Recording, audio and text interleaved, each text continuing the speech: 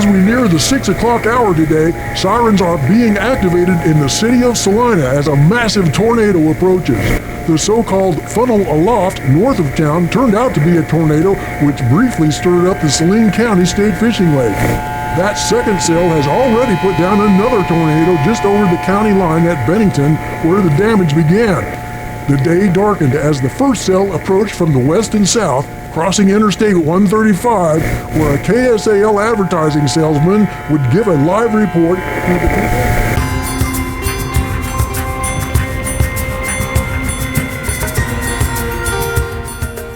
This is a picture here of Roger Miles. Roger is still working here at the radio station. He was quite involved in the tornado that hit Sundowner, and he was the one that went out and he jumped in a ditch to avoid the tornado. Well, Roger was, he's our salesman, still is, and Roger was out, he was called out to help cover the storm. And as I recall, Roger could straighten me out on this pretty well. And maybe he has his story straight, but he had heard that if you saw the tornado, you better get out of your car and get in the ditch. So, I mean, our staff wasn't, we weren't designated not to help. I mean, if they said, Roger, we need your help, he probably said, yeah, I'll go. He said, I'll go check it out. We have our spotters now that go out when we have weather. At the time, it wasn't very funny because he was really scared about the tornado, but we heard that you don't want to stay in your car. That's not a good place to be in a tornado. Better to be below, in a ditch, be, below ground level, so the tornado will maybe pass over you. I never have been that close, thankfully. I'm Roger Miles, and I'm originally from Wellington, Kansas, where I grew up and went to high school. Originally, I was born in Winfield, Kansas, where my mom and dad, of course, lived, and my dad worked at a lumber yard there in Winfield, Kansas, was in World War II overseas. We all grew up in Winfield, moved to Wellington. Actually, right before we moved to Wellington, we lived in El Dorado, Kansas for about 7 years. Went to K-State University, graduated in radio television there, and in September of '73, I came to work at KSL Radio here in Salina, Kansas, and have been here ever since. In my job in the radio business, I am a sales representative for all 6 radio stations and pretty much travel about a 60-70 mile radius of Salina. We're looking at Harrington, Minneapolis, Clay Center. Also I go to Beloit on a regular basis as well. So, and then the small towns in between. Shortly after I graduated from K-State, I was interviewing with some different people. They told me that they didn't have a place at the time, but wanted me to check with KSL Radio here in Salina, Kansas. Ken Jennison at the time was the manager, and interviewed with him, and they had an opening. So that's where I first started my career, was in radio with the Stewart Corporation, who owned us at the time, and they were out of Lincoln, Nebraska. So that was, that's where I started, and of course went through many different ownerships, and still in the radio business, still selling advertising. Got married in 1978 to my wife Juanita Englehart. We were blessed with 3 children. My oldest son Nathan has 3 children, which are of course my grandchildren. I guess it kind of stems back from wanting to be in the advertising program back when a lot of your TV shows talked about the advertising guru that did all the great commercials and got paid very well for it, and I guess that kind of stuck in my mind that maybe that's the place to be for a good income. I'm a senior salesperson there, yes. So sometimes that's good, sometimes it's bad. I have a number of them come to me and ask me questions about this or about that, and try to steer them in the right direction. And again, in any business, your integrity is so important. that's one thing that I definitely learned from my parents and my family was, nobody takes your integrity away from you. You have to give it up.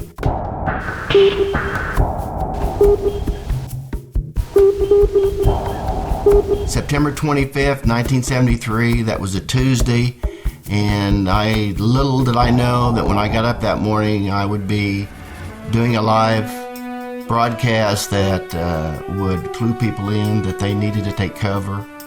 And that day, that Tuesday, I arrived in Clay Center probably about noon. So I left Clay Center probably about 4:30, somewhere in there. Arrived back in Salina at the radio station about 5:30, 5:45, somewhere in there. And as I drove, of course, I was listening to the radio station, listening to all the reports that we were doing in regards to the severe weather, that was the hail, the rain. And the closer I got to Salina, the worse the weather got. I mean, the rain was really heavy then. Didn't see much hail at that time. But when I walked into the radio station, I went back to the newsroom where George Teal was doing his program about, the weather. It was in the news department and also the weather department as well. And George was coordinating all the different guys out in the field, making reports back and forth to him about what was going on. And the only other guy that was actually there at the time in the studio was Don Engelhardt, who is at that time was our chief engineer.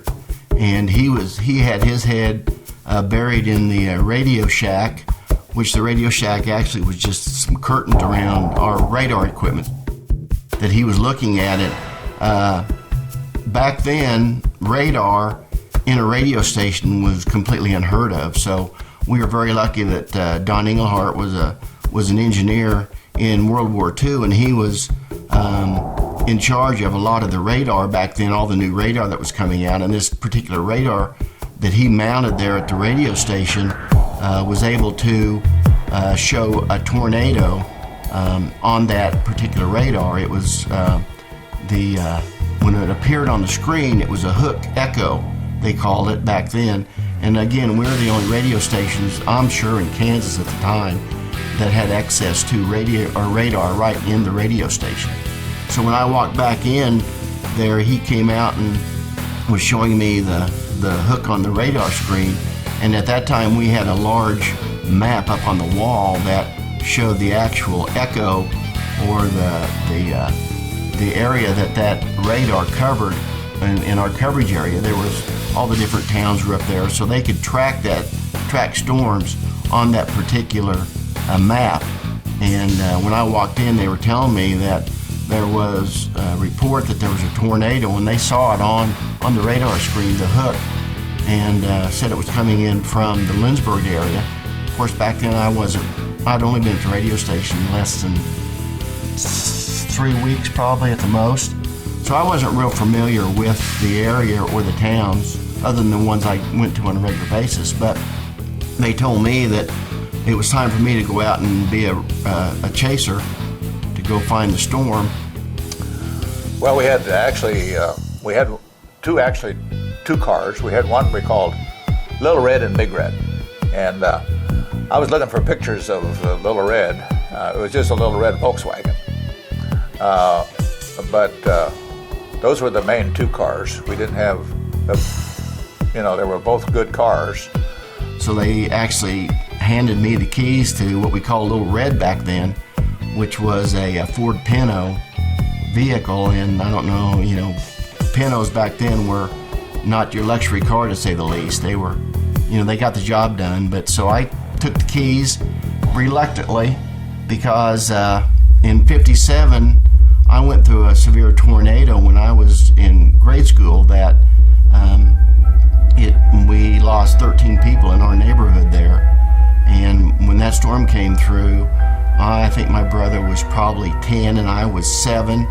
My mother got us both into our bedroom, pulled the mattress off of the bed, and she was laying on top of us.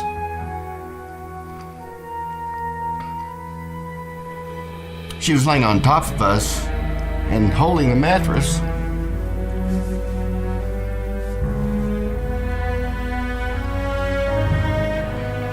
over us. Give me a break here. Part of a tornado-ridden year, 1958, the F4 tornado of June 10th touched down around 5:45 p.m., 7 miles northwest of El Dorado, Kansas. Described as a grayish-white twister, it moved southeast at 30 miles per hour and entered the southwest side of the town. It killed 13 people, demolished 200 homes, and injured 50. The school of Roger's childhood, Skelly School, was near the end of the southeast path of destruction. A new school built on the site sits near Graham Park, where a monument to the 13 killed was dedicated in 2008.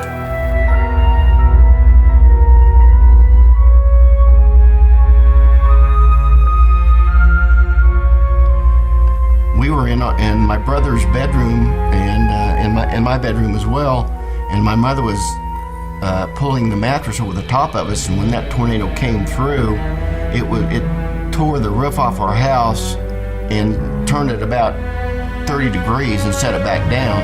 And when all that was going on, we were being lifted up and down and slammed to the floor several times when we were being held down by that mattress, basically. So I guess my point goes here is I was taught that, tornadoes aren't something you want to go look for. You want to run the other direction. So like I say, I was a little bit reluctant to take the keys to Little Red and go chase the tornado, but back then everybody at the radio station was a storm chaser, so I jumped in the car, took off, and they told me that if I got on Interstate 135, the interstate, that I'd probably run into the tornado that they saw on the radar. Well, lo and behold, the farther south I got on the interstate, the weather turned really bad, sheets of rain, the wind was just terrible. And when I got about 3 miles probably south of Crawford Street, the hail hit.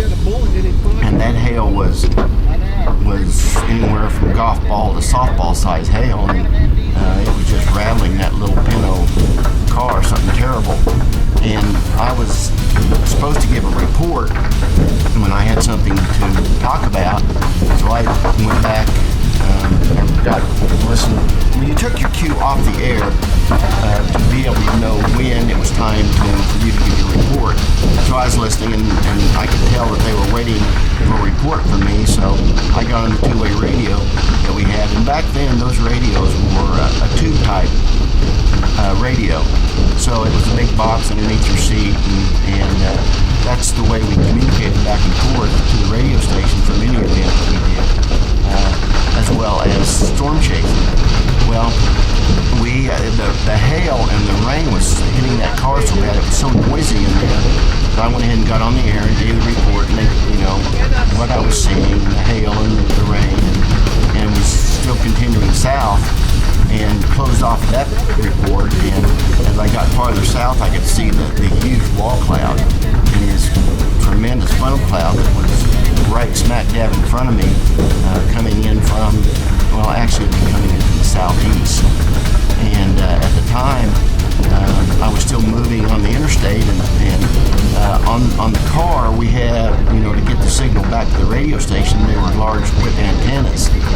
And I thought, well, it's so noisy, I need to get underneath one of the overpasses so I could at least hear myself talk to get the report back. So I queued in, told them I was ready to give them a report. I cruised up underneath the overpass, and I was waiting for my cue on the air, and I got the cue and I went on. Well, they said, well, something's happened to Roger, we'll have to get back with him shortly. So then I figured out that I was underneath the concrete overpass and my signal was not getting out, so I had to back up and get my antenna out from underneath the overpass and gave a report. And about that time, that tornado was really bearing down right down the interstate, and I'm right in line with it. I'm ready to get out of there. So I gave the report that what I saw was the big funnel cloud that just went across the interstate, and it looked like to me it was going to follow the interstate for a while, and then about the time I was telling that, it veered off directly east. So I was, my report was that the tornado's changing directions, it's going east, due east. Anybody in the area south and east of Saline, Kansas needs to be, in their shelters. And later on I found out, of course I wasn't aware of Sundowner East that got totally wiped out at the time. And I didn't know that the tornado was evident and it was going that way. So I said, well, I'm getting the hell out of here. And that's back then, profanity on the radio station was not accepted. So luckily that wasn't something that made the tape. They actually didn't have mine on tape. So when that happened, instead of going to the next exit, which would have been south of me, going right into the tornado's path, I went ahead and jumped to the area in between the two highways and almost got stuck in Little Red. Got through it, got out, and went ahead and pursued back towards Salina. And they called me back on the two-way and asked me if I wouldn't go check out the destruction in the direction that the tornado went. So I did that and got to Sundowner East, and there was nothing there. I mean, it was just totally gone. And the path that the tornado took was actually, I could see in the pasture there, it went northeast out of Sundowner, and it was just, the ground was just totally bare. There wasn't any grass. It was just, all you could see is dirt, mud actually. And as I was giving my report, I was walking out there, and I found a rifle laying on the ground. It was actually a .22 rifle, so I, being the sportsman that I am, I cracked the breech open so it would be, to find out if there was any shells in the gun, and there didn't happen to be. And I laid it back on the ground and went on. But it was not a sight that unless you see something like that, you just don't have any idea what those storms can do. And it was probably at least a half mile wide at that point, where I could see the devastation just on the grass itself. When I got off of my report, of course the guys at the radio station, George Teal, I'm sure told people in that area, was able to tell Sundowner East that they needed to take cover, which, that's a trailer court. And at this time, when I got back in the radio station, they pretty much gave me the attaboy that if it hadn't been for my report and them knowing exactly where the tornado was, the situation out there at Sundowner East would have been a lot different. And of course, they had a storm shelter there, and everybody got into that storm shelter.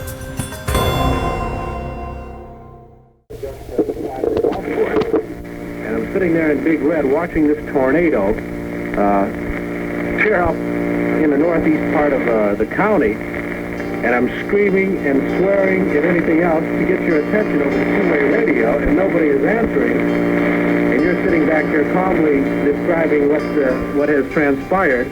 So I ran into the apartment building and surprised a couple who had a front apartment and asked if I could use their phone. And as best as I could, they had the phone was on the rear wall, and I tried to see through their sliding glass door what was going on, and I could see that tornado. But fortunately, it was moving to the northeast. Fortunately for Salina, unfortunately for everybody else.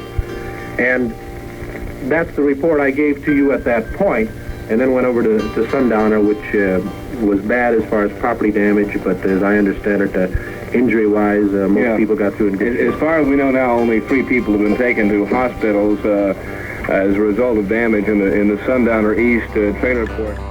September the 25th, 1973. Well, I was, of course, working at the radio station. I was at our home. We lived on Millwood. And we had, once again, the weather warning that the tornado possibilities. And then we heard the tornado, our report. We saw the tornado. It was on the ground, and it was headed for Salina. I was wanting to know, with my family at that time, what to do to try to get into safety. We didn't have a basement in our house, we did have a crawl space. And I looked out and saw the tornado.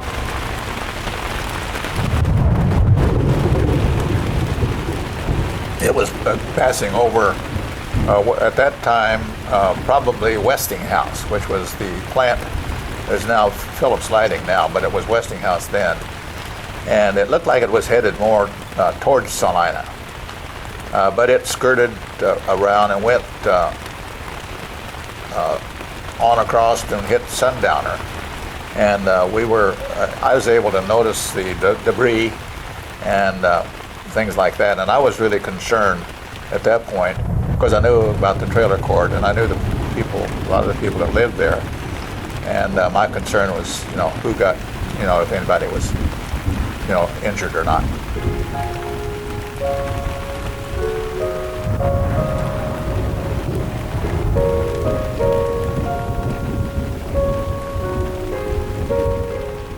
My name is Michelle Sweeney.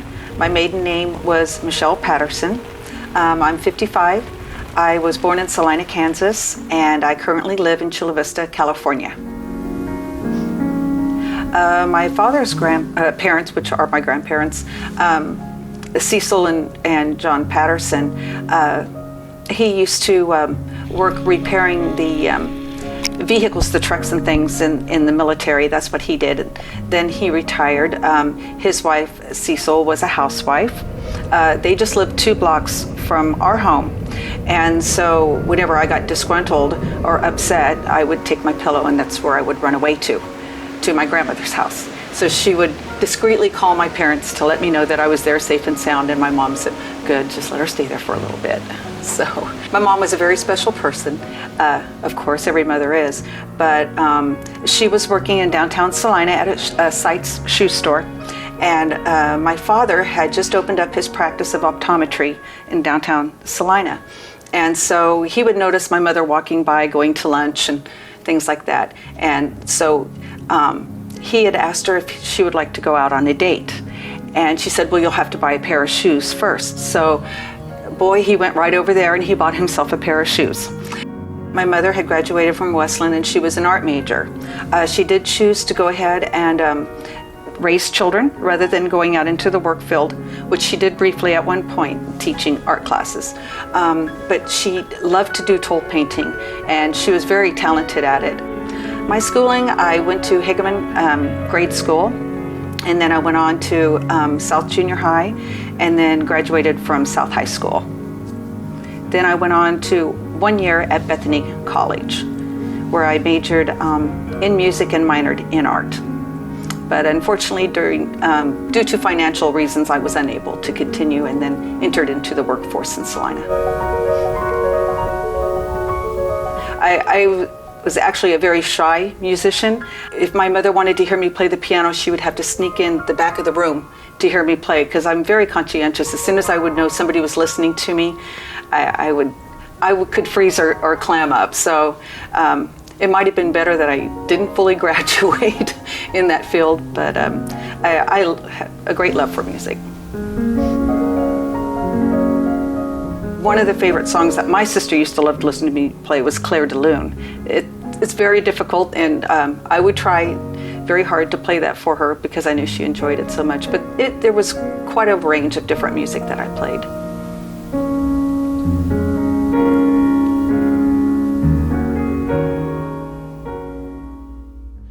On September 25th, 1973, I lived on 100 East Wayne, which is directly across from South Junior High. The view that we had from our home is different from what it is now. We had just a wheat field behind our home, which now currently is a big shopping center. I think Dillard's and everything is there.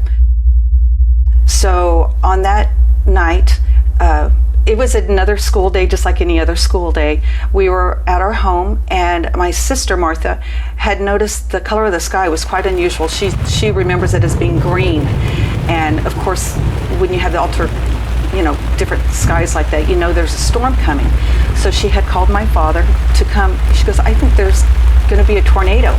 So my father grabbed his Super 8 camera and went outside, and sure enough, You could see the starting of a tornado, the spinning of the clouds, the tags starting. The whole family was out in the backyard. We had just perfect view, nothing in the way of it. So my father was filming it, and my mother, of course, wanted us children to go straight to the basement. That was always our routine, go straight to the basement.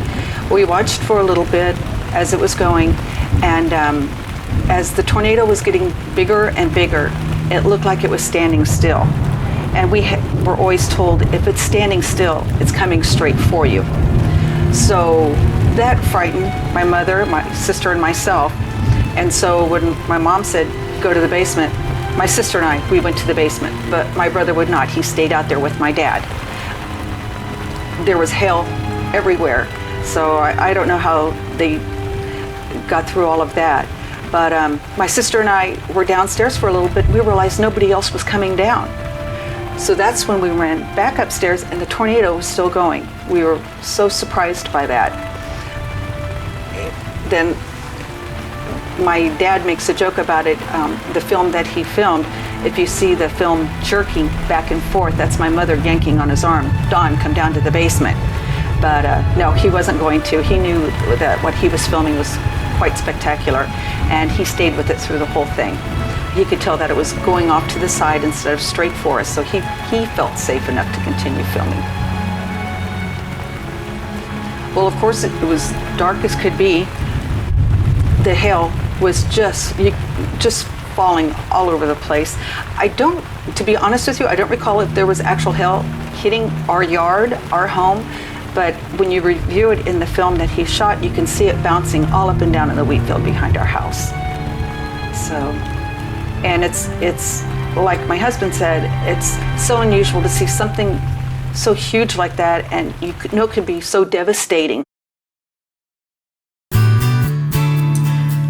My name is Jeff Sweeney. I'm 57 years old. I was born in Salina, Kansas.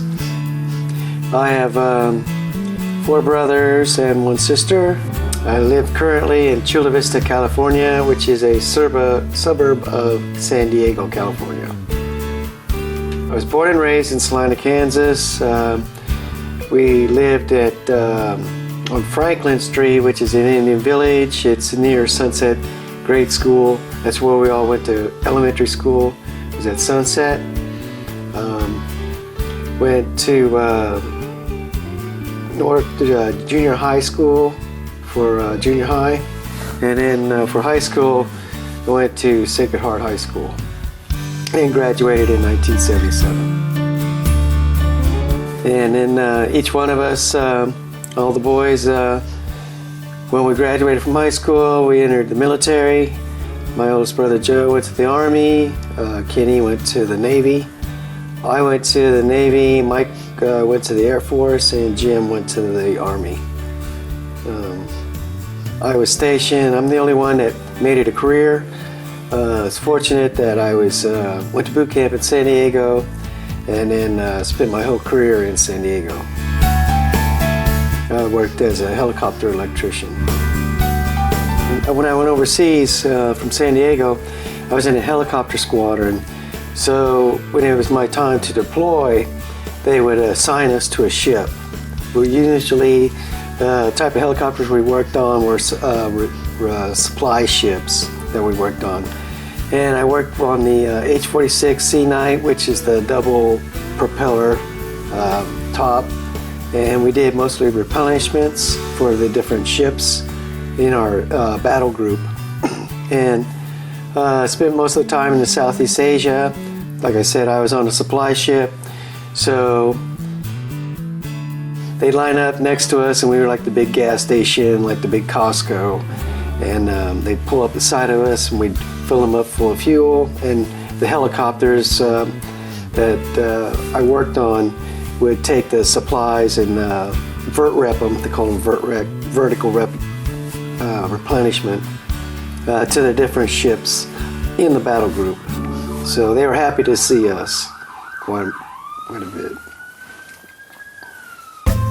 And then on my first cruise, we were off the coast of Thailand, and there were like these boats, and they were the Vietnamese refugees coming to get away and have us pick them up and then take care of them, bring them back.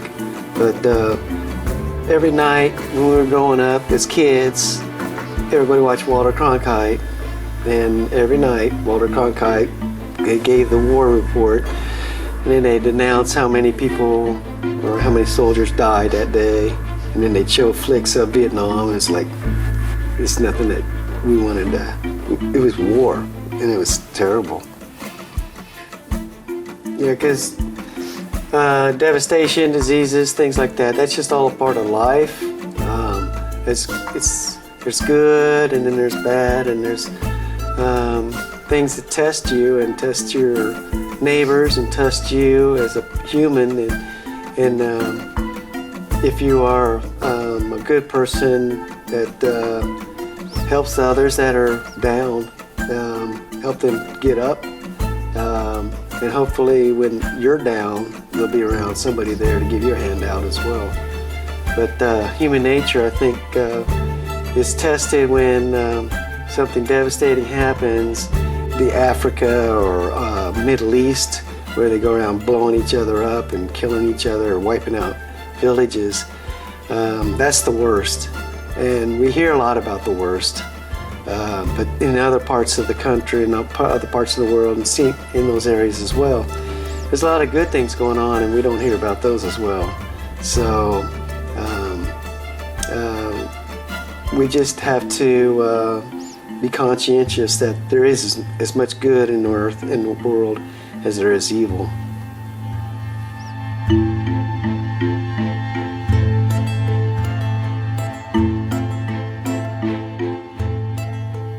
I belong to the Catholic Church. As you probably tell, going to Sacred Heart High School, there's always this program, the insurance program, help out the families of the widows and orphans that were originally set up to help out. I'm one of for my insurance that I work for, I'm like one of 6 agents in San Diego. As you can imagine, San Diego has a huge, large amount of Catholics in several parishes throughout the county. And altogether, I have like 8 councils to cover. And it's up to, I think, around 800 members.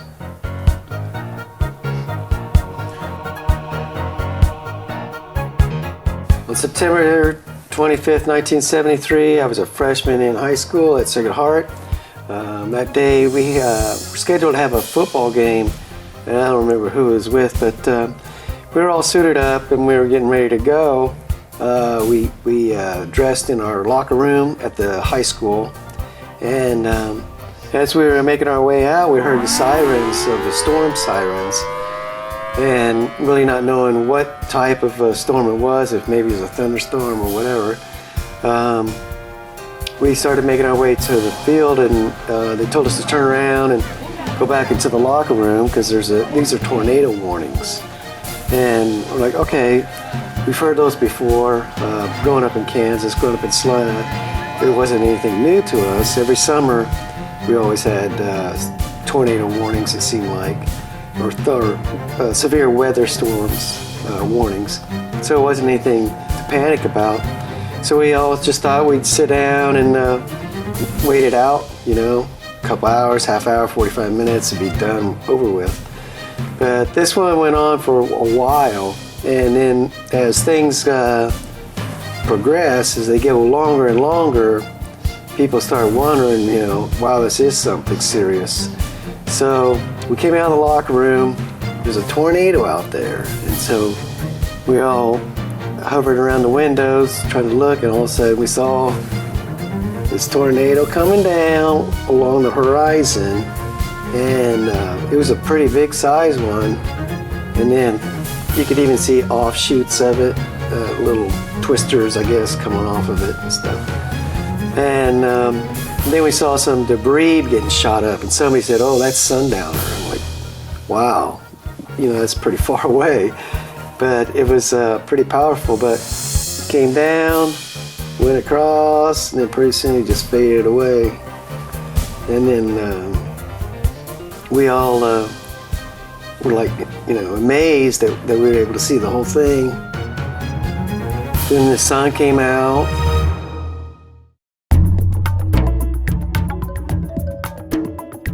I believe this is the original film that my father shot of that tornado. You can see it says tornado, September 25th, 1973, Salina, Kansas. Dr. Don D. Patterson. Back when they used to do the labels, that certainly shows the time back then in 1973. But we do believe that this is the original film because of the darkness of the film itself. When you make copies, the film becomes more translucent and becomes lighter in color. So we believe that this is the original one that my father had done of the tornado of Salina. And again, it continues to rotate. It's amazing to see how long this tornado was on the ground. Sometimes they come down, go right back up again. But this one certainly had a life of its own.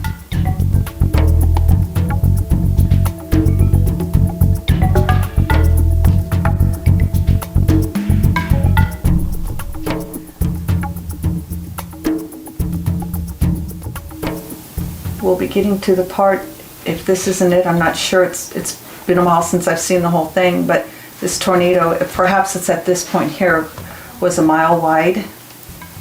That's what they measured it out to be when the storm chasers came out. And this tornado is considered an F3, as well as the tornado that hit Sundowner was an F3 also. I met Randall Zipser originally shortly after the tornado. I believe it was probably the January after the tornado had hit. Randy Zipser was a student at Oklahoma University. He was a storm chaser, and he was getting his degree, and he and a few other of his college mates had come down because they wanted to review my father's film and go and assess the damage that had happened from the tornado so they could see how big it was and what type of tornado it was. We did find out it was an F3, and at one point the tornado was 1 mile wide. So those are the key things that I remember at the time. Fortunately, through this documentary and Mr. Ron Fent, I have been in touch with Randall just recently. He's doing well. He lives in Tampa, Florida, and I did ask him a few questions that I had wondered about what had happened during the tornado, and he emailed me back with information. He said the tornado that my father had filmed we had known was a complete birth to the death of a tornado. We were trying to figure out if that tornado was responsible for hitting Sundowner.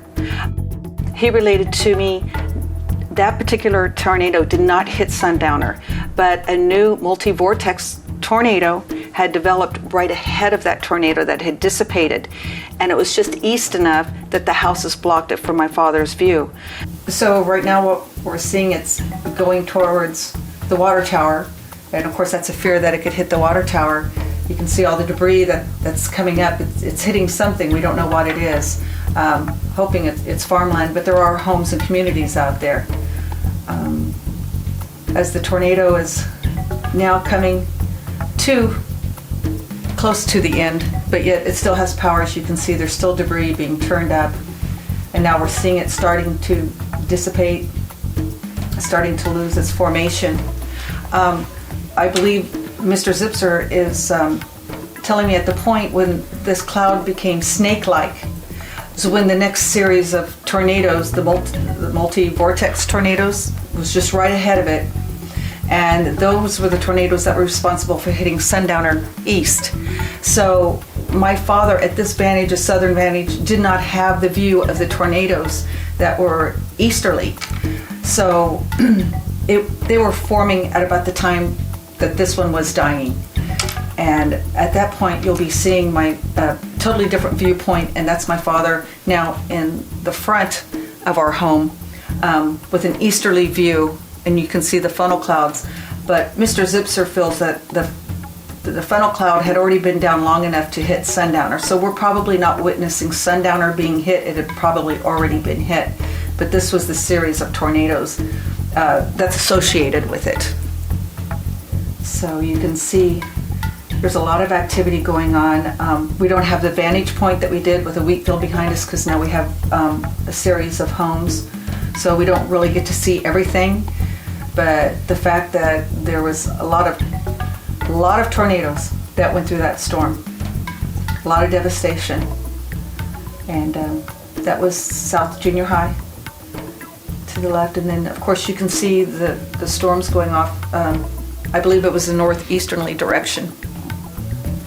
He, of course, had the film, and I like to tease him because I think he thought he was going to make $1 million off of this, and so he was excited to make copies and start getting that going.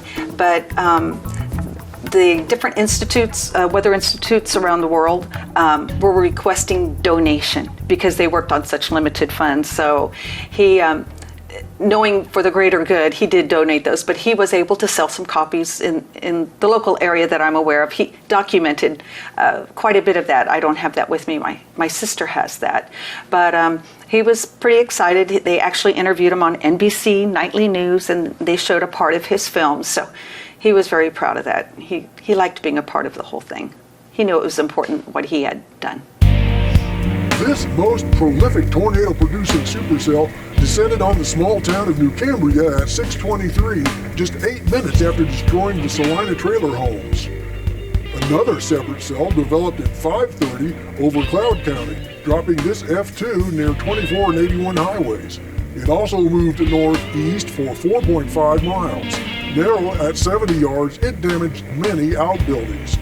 The second strongest cell also was producing a series of tornadoes across the counties to the northwest of the first cell, heading toward the Oak Hill area. But twisting storms quickly began to bloom in other parts of the state. At 6:30 p.m., another F3 dropped near the southwestern town of Englewood, hugging the county lines of Clark and Meade for almost 6 miles to lift near Meade. This farm was destroyed, causing 2 injuries.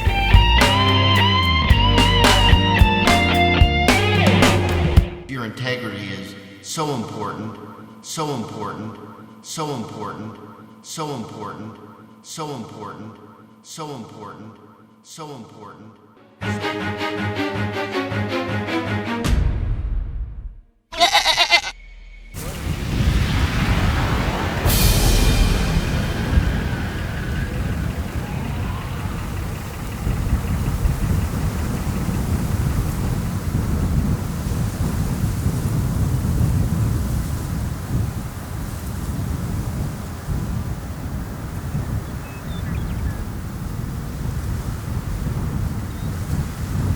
Chasing tornadoes has changed so much. Well, things have changed, yeah. We didn't have cell phones. I'd use CB radio. I wasn't into ham radio back then. And so I would find a farmhouse if I couldn't reach someone on the radio. And usually there was someone home. I mean, most time you could find someone and use a landline. Call it into the sheriff's department. That's how we did it. And of course you didn't have the cell phone radar. You didn't have radar, you know. A computer in a truck or a car is unheard of. Lucky to have a camera that would do what I wanted it to do. Seat of the pants, meteorology.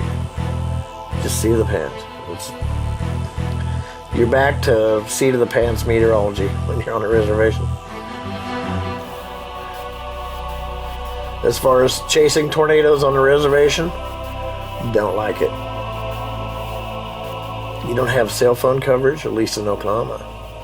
No cell phone coverage. Roads just go to one place. So, kind of stuck with what you got. The reservations up in northern Nebraska and South Dakota are still depressed places, you know. I've been through them on the way up there to the Badlands, Black Hills, and I don't know, it's a different world up there, you know, it's just different. Pretty run down. I think we can treat Native America a lot better than it's being treated. We know that there were tribal interests in our family. Mostly Nebraska, southern Nebraska, like northeast Kansas is in that area. But the exact tribe, I'm not really sure because good records weren't taken and kept up. Okay, now put that hose right here. Well, let's just put it aside. Now bring that teepee. The Indian burial pit in Saline was quite a tourist spot, and I was as guilty as anyone else. When my visitors came from various parts of the country, we always took them to the Indian burial pit, which had been was an Indian burial site that had been uncovered. The skeletons were laid bare. There were ceramic pots and things, other artifacts that were found in the burial, and minor charges, I recall, maybe $1 to get in. There was a big sign on the highway, Indian burial pit. And after the uprising at Wounded Knee and some of the other Indians that were very upset at us disturbing their beloved dead, I began to think seriously that, gosh, this is not the thing to do. We wouldn't want people uprooting our dead and showing them off to the next generation of the public. But to make a profit out of showing the dead people, and no matter how long it's been, is probably not a decent thing to do. From this hilltop, you can see where the so-called Indian burial pit was. I have to admit that when I was a child, I was taken there and saw it, what it is and was. In the 1930s, a dog dug up a human skull in a farm field, and the landowners eventually excavated a sacred site of the ancestors of the Pawnee tribe, and they turned it into a tourist attraction. In the 1980s, a student of Haskell Indian Nations University was coming through from California to get to Lawrence, Kansas, where the school is. She happened upon the Indian burial pit and was just horrified that an Indian burial had been dug up and was a roadside attraction. She got the attention of the Native Americans, got the attention of AIM, and the Pawnee were alerted to it, and eventually it took about 20 years, but it was shut down in 1990 after a tremendous effort, and they were covered in blankets and filled back in with sand, and an 8-inch concrete dome was put over it, which is now completely overgrown, and only Native Americans have to be allowed access to it, but other than that, people don't go back there anymore. My great-great-grandfather was one of those guys that at first he was out there, rounding him up. Matter of fact, he was the one that caught Geronimo. After that era, he saw what was going on to the Native Americans, and I was told by my grandparents that there was a very good chance that he could have been President of the United States if he would have gone through with everything that the government wanted him to do to the Indians, but he just flat backed out of it and said, no, I'm not being a part of that anymore. So the Indian burial pit, they reburied those Indians. And there was a lot of situations back in the 1800s, 1886, 1890, that several Indians' skulls went back to Washington, D.C. for measuring of the cranial area to see if they were an inferior species or whatever. But at that same time, there were a lot of those skulls that were on display at many different museums, that those had to be taken out and reburied as well. So,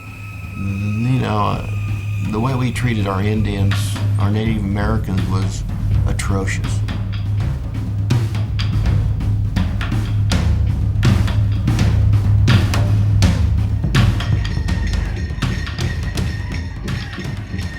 Margie Reed, my husband Harold, and I were involved in the Kansas Anthropological Association, so we were involved with that organization when they closed the burial pit. We have 4 children. I have 11 grandchildren, and I'm getting great-grandchildren. Well, this is a very typical pot for the people that would have lived down around the burial pit, made out of native clay. The shape, round bottom, they wouldn't have had a flat countertop to set it on, so they could have dug just a little hole and put it down in the dirt. So the round bottom. The box is from the same site. There was this man, born and raised in Saline. Been here forever, except the 4 years that Harold was in the service. When I was about 18 months old, he moved across the street from me. Yeah. His folks were my folks. I mean, you know, that's back when going across the street to the neighbors was very friendly and you didn't worry about what was going on between. In the process of making the pot before it was fired, they would have taken a stick or a flat piece and taken tall grass, twisted it to make cording, wrapped it around the paddle or the stick, and impressed it into the clay. So we get this cord roughening from this group of people. We have had classes with the K.A. You can pick up college credit when they have the field school. They have a 2-week field school every year, usually the first part of June, and there are college credits available through that, as well as field experience there. As you can see, this one has our site number on it. This is one of our files for this site.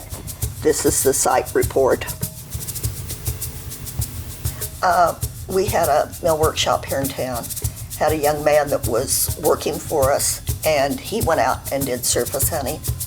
And Harold went with him a time or two, decided we needed to do more than just surface and throw it in a box. And so we got in touch with the State Historical Society. Tom Woody was the state archaeologist at the time, and said we need some education along with the dig, and helped set up that program, which is still going very active now. And then this is our catalog system here. So everything has the catalog numbers on it. The Kansas Anthropological Training Program is 2 weeks in June and moves around the state. There are college credits as well as field work. They do surveys. They will have a lab going, so you can kind of get a chance to work in all those things. And we got involved in that. Pottery is one of the things that we can tell quite a bit about the people that used it, because it was soft. They could form it the way they wanted to. They had their idea of decoration or their manufacturing process. So pottery is one of the things that we can use to tell the age of a site as we get into studying the sites. I don't know, it was something that I could learn about the land and just a lot of different aspects of it. How they grew their crops, what they used for food, what they used for implements and things like that in their daily living. We chose to work with the Historical Society. Since all of our material was cataloged, we knew exactly where it came from. It's a very unusual collection, and Harold was going to write it up before he got sick and didn't get it done. So we hired Dr. Donna Rupert to do it. Donna took the artifacts and did a preliminary study, spent over about 11 years studying it. And finally I said, Donna, we need to finish it. We need to get the book in publication. She's one of these kind that, oh, I might find something tomorrow to put in the book. And so it was one of those things where I said, Donna, we need to finish it. And she started pulling it together, brought the artifacts back to me. And about that time, she found out she had cancer. And within 2 weeks, she was gone. And so the archaeologist got together and went into her computer and pulled the final things to go in the book.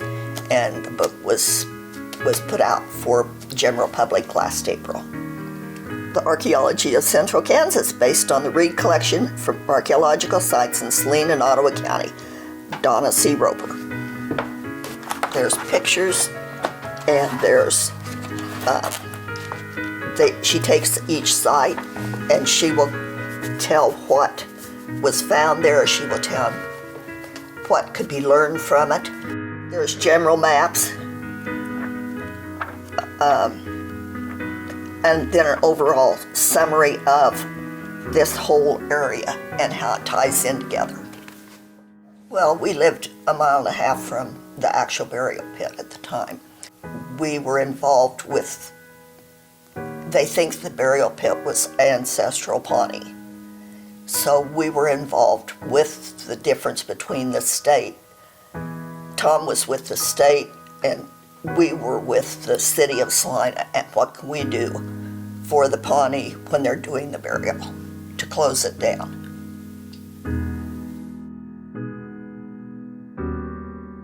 We went down to Oklahoma when they preliminary talks were with the Pawnee as to what they wanted to be involved with.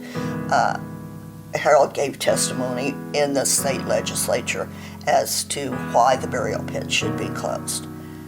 And we were there as they were doing the study.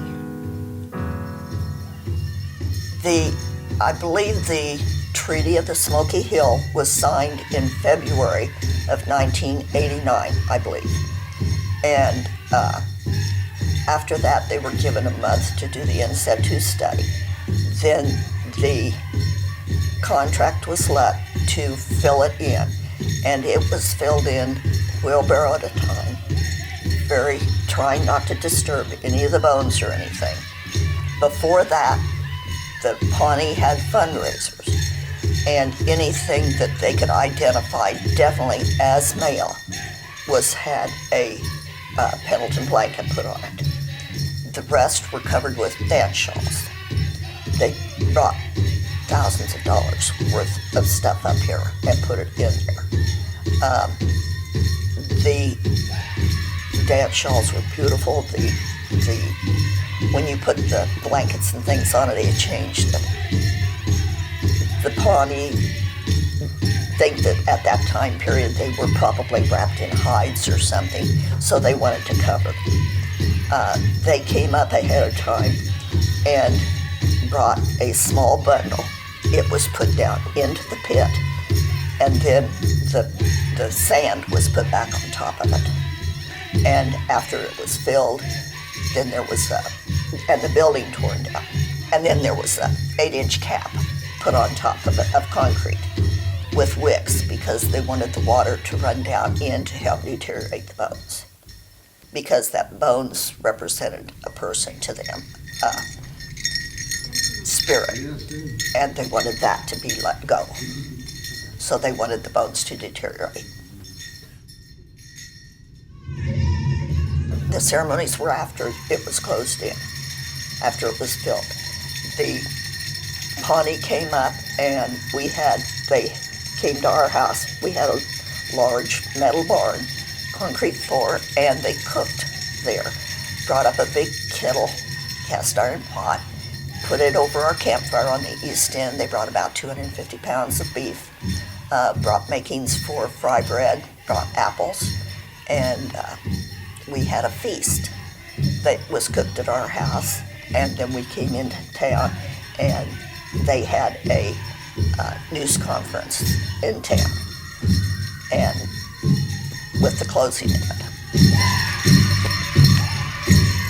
It was just telling that the Pawnee were satisfied, very satisfied with the state of Kansas, the people of Kansas, how they had reacted, the people of Salina, how they had reacted, and that how good it was that it was closed.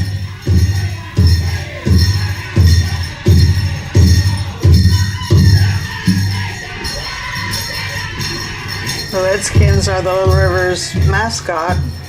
I don't know when it was chosen. I think it's been a long time ago that they chose the Redskins for their mascot. I think it was probably because the Quivira Indians lived just a ways west of here. The Smithsonian Institute has been out several times for digs over there. They found all kinds of artifacts, Indian arrowheads and peace pipes and all kind of a lodge, or I don't know what it was, a wigwam, I think, that they thought they lived in. And so I don't think that it was adopted as a derogatory term, but I understand that Native Americans today think of that as redskin. It's not a word they like. That's what it's been since I've known them years and years and years ago.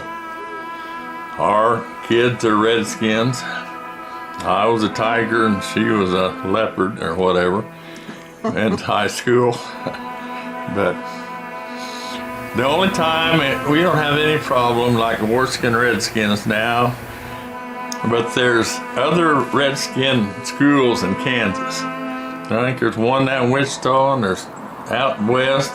They don't mean it to be derogative, but boy, when they get wound up every once in a while, you get all kinds of letters in the hush paper about Little River's Redskins. And a lot of when you listen to sports commentators, they don't say, they'll say Little River or the Little River Indians. They don't say Redskin, but then they got that big Redskin signs out and everything is Redskins here. So I don't know what they'll ever do with it. Went through a lot of administrations since that started, but it's still here. It doesn't bother me any, not a bit. Of course, I'm not an Indian.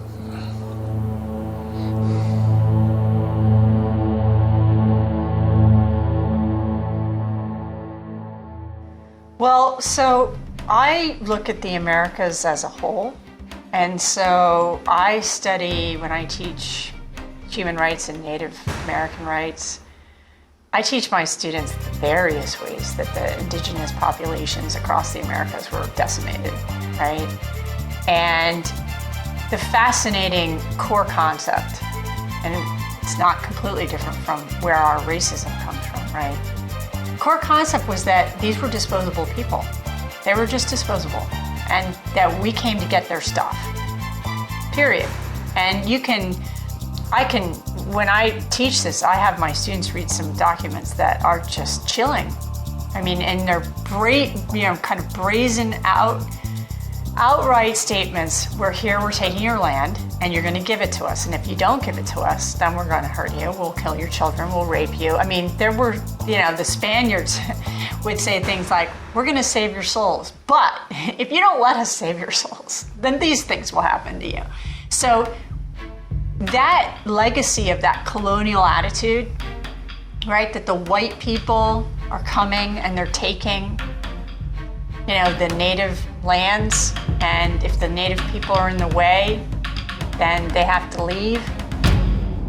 I mean, it isn't gone. It's not gone at all. That's really a story about the Western imperial mentality. And it's pervasive, and you could see it at Standing Rock. It's the same thing. It's like the argument is identical. It's, okay, fine, you have burial lands, we hear you, but we have a much more important thing to do, which is put a pipeline. And it's really in your best interest, so you should let us do it, blah, blah, blah. And it's the same arguments that were being made, in the, 15th and 16th centuries. So the rhetoric is, we come, we take this stuff, we're taking it. And then it'll start nicely. But then if there's protests, like, well, now we're gonna have to really kill you because we're taking it, period. One way or the other, we're taking it. I mean, for what it's worth, both Trump and Clinton had connections to companies that were gonna benefit from the pipeline. So again, it's all a big oligarchy. oligarchy, oligarchy, oligarchy, oligarchy, oligarchy, oligarchy.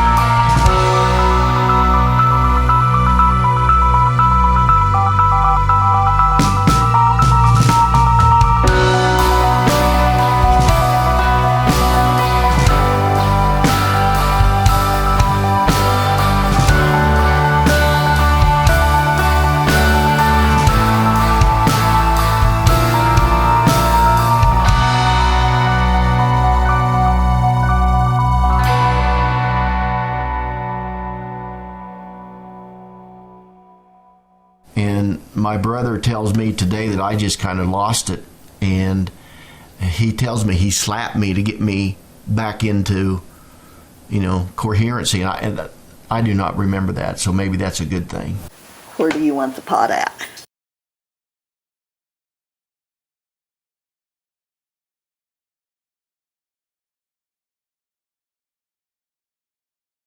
Boop.